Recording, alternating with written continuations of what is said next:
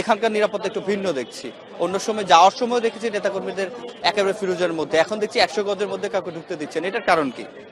না, ওইটা শৃঙ্খলার জন্য এবং গণতন্ত্র মাতা দেশনেত্রী চিকিৎসা করে আসতেছেন। উনি গণতন্ত্রের জন্য যে সংগ্রাম করছেন সেই সংগ্রামের ত্যাগের প্রতি জনগণের একটা ত্যাগ আছে। তারা বিষয়টা একটা শৃঙ্খলা রাখা, নিরাপত্তা বিষয় আছে, সেই নিরাপত্তার জন্য আইন শৃঙ্খলা রক্ষাকারী বাহিনী এই কঠোর নিরাপত্তা ব্যবস্থাটা গ্রহণ করছেন। আর সেক্ষেত্রে উনি ঠিক কখন নাগাদ নামবেন, সে বিষয়ে কোনো তথ্য আছে কিনা আপনাদের? আমরা যতটুকু জানি আপনার 10:30টার মধ্যেই বিমানবন্দর থেকে কিছুক্ষণ আগে খবর পেলাম 10:30টার মধ্যেই টিকটমেই বিমান অবতরণ করতে পারে। বিমান অবতরণ করার পরে বিএনপি মহাসচিব সহ স্থায়ী কমিটির সদস্যরা স্বাগতম জানাবেন। তারপরে উনি এই বনানী রাস্তা দিয়ে বাসায় আসবেন।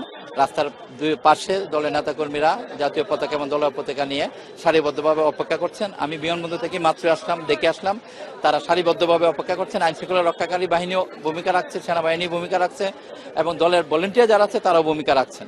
আজকে তো এসএসসি পরীক্ষা, সেক্ষেত্রে নেতাকর্মীরা নিয়ম কানুন মানবে কিনা সেরকম ব্যবস্থা রাখা হয়েছে। কিছু নিয়ম কানুন মানছে, কোনো যানজটে যেন বিঘ্ন না হয়, এসএসসি পরীক্ষার্থীরা যেন ঠিক মতো যেতে পারেন, ভলেন্টিয়াররা ভূমিকা রাখছে, আইন শৃঙ্খলা রক্ষাকারী বাহিনী ভূমিকা রাখছেন।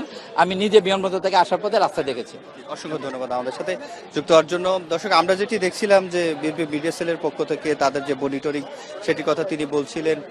নিরাপত্তা ব্যবস্থা শুধুমাত্র ফিরোজায় না, তারা এসএসসি পরীক্ষার্থীদের কথা বিবেচনা করে, যদিও মহাসচিব গতকালই একটি অডিও বার্তায় তিনি বলেছেন, সকলকে আহ্বান জানিয়েছেন যে কোনো নেতাকর্মী যাতে রাস্তায় নেমে বিশৃঙ্খলা সৃষ্টি না করে কিংবা তাকে